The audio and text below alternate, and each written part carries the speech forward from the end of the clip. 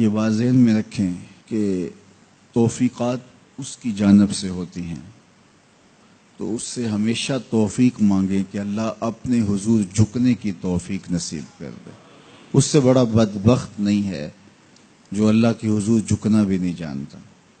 فجر کی اذان ہو رہی ہے اور وہ سو رہا ہے، ظہر گزر گئی کھیل کود میں لگا ہے، عصر گزر گئی وہ اپنے کاروبار میں منہمک ہے، مغرب عشاء گزر گئی اس کو خبر بھی نہیں، 5 نمازیں 5 اوقات میں گزر گئی اور اس کا سارا وقت غفلت میں گزر گیا۔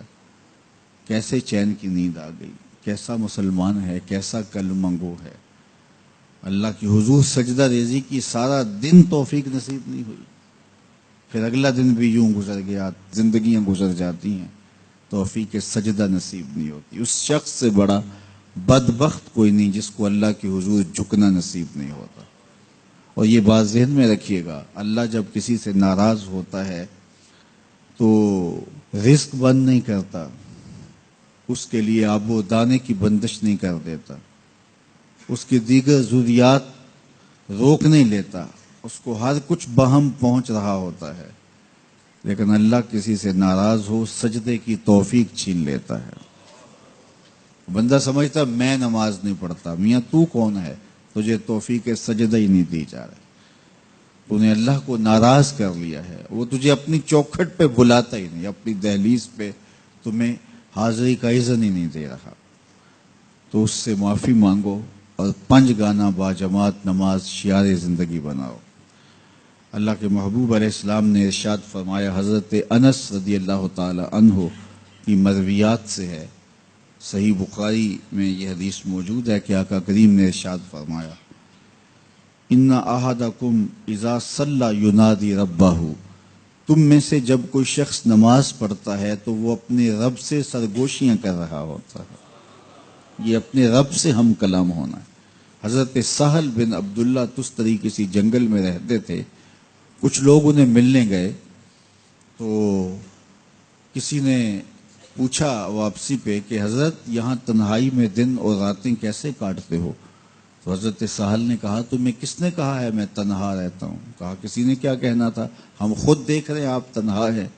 فرمایا تم نے غلط دیکھا، میرا جب اس سے باتیں کرنے کو جی چاہتا ہے تو میں نماز کے لیے کھڑا ہو جاتا ہوں، اور جب اس کی باتیں سننے کو جی چاہتا ہے تو قرآن کھول کے بیٹھ جاتا ہوں، کبھی اپنی سناتا رہتا ہوں کبھی اس کی سنتا رہتا ہوں۔ تمہیں کس نے کہا میں تنہا رہتا ہوں؟ میں تو دم دم اپنے رب کے ساتھ رہتا ہوں۔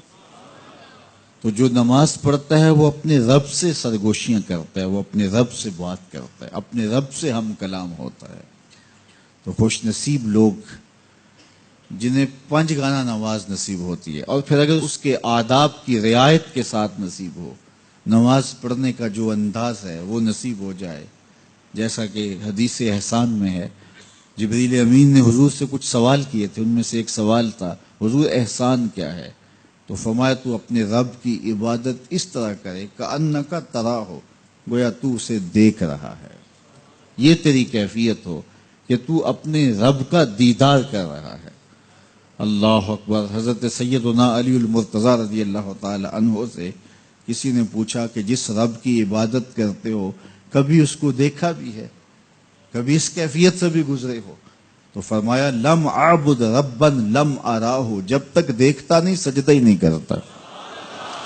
تو اپنے رب کی عبادت ایسے کرو کہ تم گویا اسے دیکھ رہے، اور اگر یہ کیفیت تمہاری پیدا نہیں ہوتی تو کم از کم اس کیفیت میں آؤ کہ تمہارا رب تمہیں دیکھ رہا ہے۔ اور یہ تصور بھی کون سا کم ہے کہ میرا مالک مجھے محبت کی نگاہ سے دیکھ رہا ہے، اس تصور میں سرشاری طاری ہو جاتی ہے کہ میرا مالک مجھے دیکھ رہا ہے۔